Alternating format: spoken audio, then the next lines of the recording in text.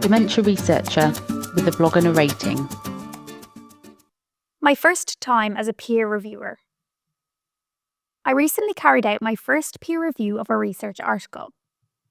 Throughout my PhD, I had the typical invites to peer review from predatory research journals, but this was the first proper invite as a postdoc, where I felt like I had the appropriate expertise to actually review the article.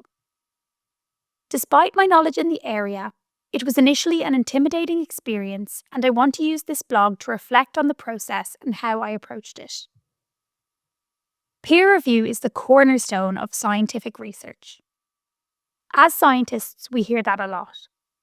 But when are you ready to start peer reviewing, and how do you know what to do when the time comes?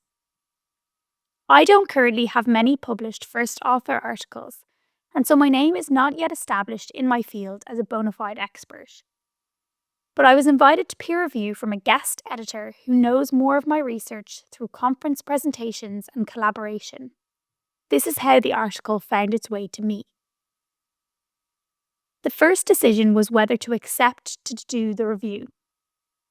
It arrived in my inbox just before Christmas, when I was in a big rush to finish lots of other things. But I knew I would be travelling to get home, and that I could use this time to read the article. The second part of this decision came down to my confidence in my ability to do the review. Although it would have been easy to back away and lean into my imposter syndrome, I was engaged by the challenge and felt like that early into my first postdoc, I needed to get this scientific rite of passage done. Although I accepted, I wanted to make sure I was able to review this paper to the best of my ability before I got started. I asked some colleagues for tips, but found it hard to pin down some exact guidelines. I read the requirements on the journal's website, but felt like I needed a bit more of a thorough description before diving in. I therefore turned to a more formal resource, Nature Masterclass's free course on the topic of peer review. I had never used any of these courses before, but I found it useful. I didn't click through every module and read it word for word, but could select various topics where I felt most uncertain. The course had video interviews with different researchers who each gave substantial advice on how they approach peer review. From listening to this advice, my approach was to read the entire article from start to finish in one sitting, making some basic notes where I needed. I then mulled over the paper for a few days, mostly in the back of my mind while busy with other tasks. I then came back to the paper and read it again, this time writing detailed points to go in my reviewer's report. My friends and I often have lunchtime conversations about how to fix the broken academic system. Although these discussions usually just end up going round in frustrated circles, I remember someone commenting on how one real way that we can make some semblance of change in our day-to-day job was to just be kind and considerate peer reviewers. Not to ask for tons of extra work just because, and to acknowledge good work when we see it. This conversation was in the forefront of my mind as I wrote my report, and I made a concerted effort to mention what I thought the article did very well, and clearly acknowledge when suggested additions were outside the scope of the current manuscript.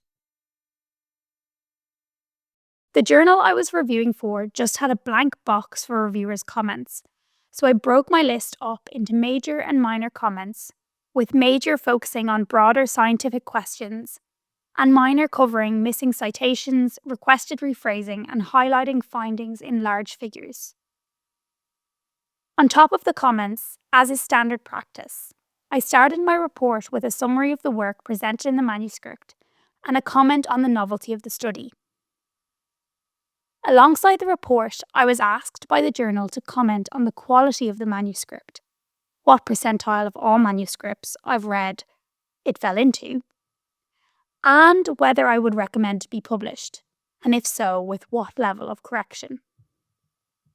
Finally happy with my review, I submitted the report just before Christmas. Overall, I spent at least a full workday on this review, a time which I hope to bring down in future with more experience. About a month later, I was requested to re-review the paper with the comments from myself and the other reviewer implemented. This time was easier and faster, with each reviewer's point listed, with the authors describing how they had addressed it.